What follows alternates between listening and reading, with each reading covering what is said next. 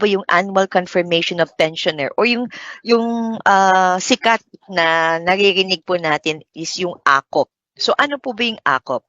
So yung AKOP po or yung annual confirmation of pensioner, it actually refers to the reporting of pensioner to SSS on a yearly basis to ensure continuous payment of their monthly pensions, subject to the continuing eligibility to the said benefit in accordance with RA number 11199 or the Social Security Act of 2018. So who are actually required dito sa pag-report sa AKOP po natin?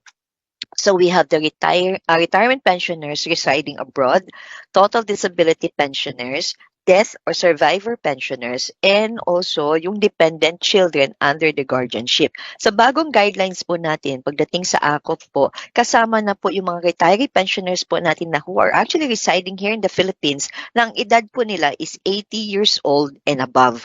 So starting po yan itong month na to.